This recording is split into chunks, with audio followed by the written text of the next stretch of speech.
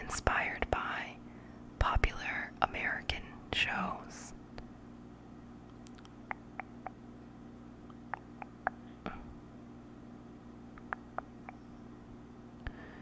Gillian Anderson turned down a role on the series.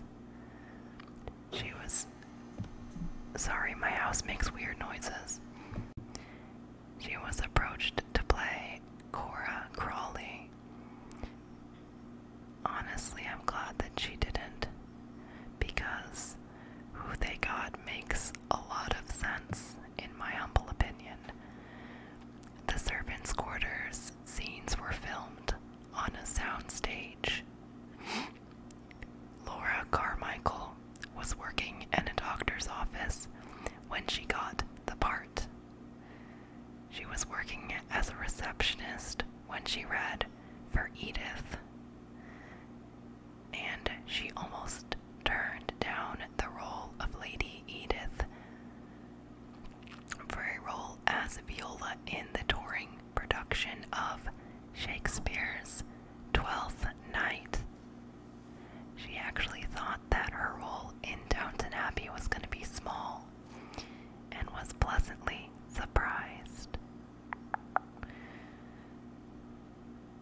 The show was an almost instant success. It became one of the highest rated shows on PBS Masterpiece of all time. Elizabeth McGovern and Hugh Bonneville had been married before Downton. The actors also played spouses on a short-lived BBC sitcom called Freezing. There was only one bedroom on the set. There's only one bedroom set. They just kept, changing it for each scene, which sounds like a lot more work in my opinion, but if it works for you, right? Each episode cost more than €1 million to make. Jessica Brown Findlay, who played Lady Sybil, almost wasn't an actress. Until I was 18, ballet was my life. I loved it. I even danced at the Royal Opera House with Kurov.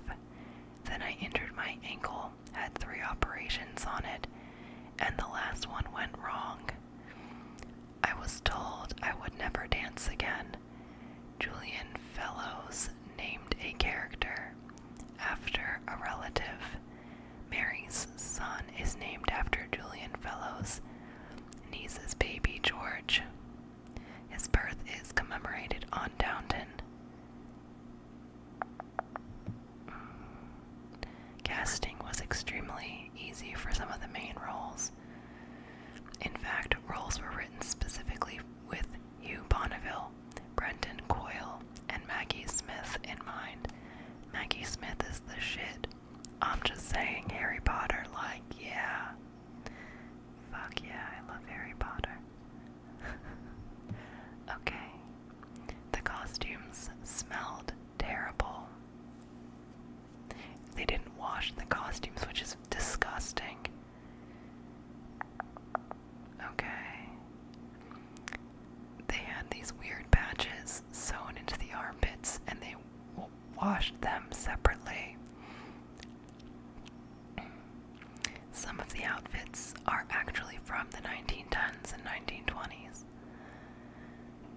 Madame Tussauds celebrated the show in 2011. Jim Carter is an amateur magician. The food you saw on screen was real. Maggie Smith wouldn't watch the show while it was on. Makes sense, though. I can totally see why. One cast member is related to real-life royalty. That cast member is Rose Leslie, who actually played a maid on the show, and she left because she was going to be on Game of Thrones.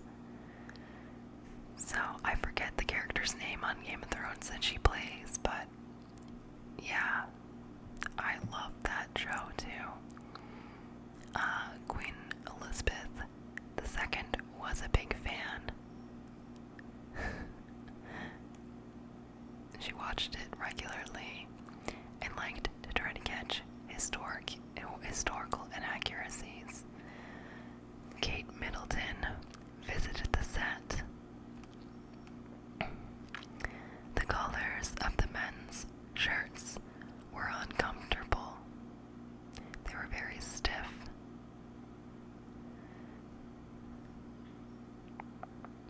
Michelle Dockery has a hidden talent.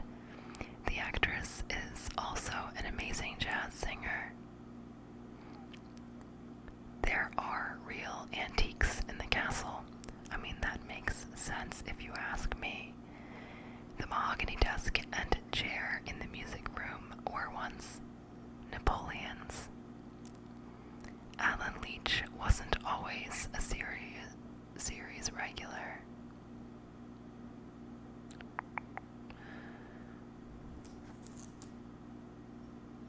Tom Branson was originally supposed to appear in a total of only 3 episodes. But they decided to keep him on because they liked his performance.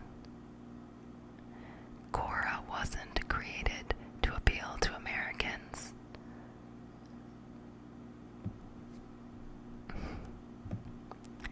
Dan Stevens was a judge for the Man Booker Prize.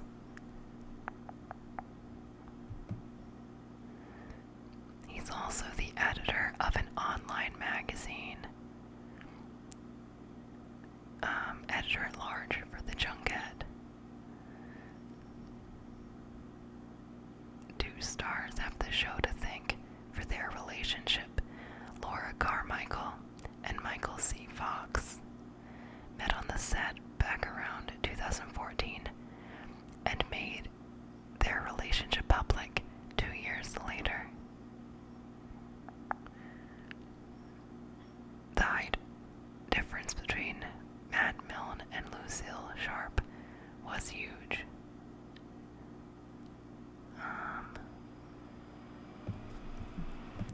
Milne is 6'4", so Sharp had to stand on a box to be in frame with him. Elizabeth McGovern is in a band. It's called Sadie and the Hotheads, and co-star Michelle Dockery sometimes joins her for gigs. Lily James and Sophie McShera worked together on another project. The Downton Abbey co-stars were both in Disney's live-action Cinderella in 2015. Rob James Collier, or Collier, however you say it, was inspired to become an actor after watching The Office. That's hilarious. Oh my god.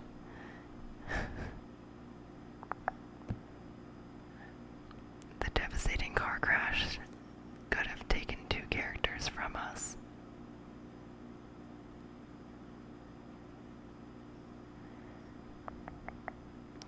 Brendan Coyle changed his name.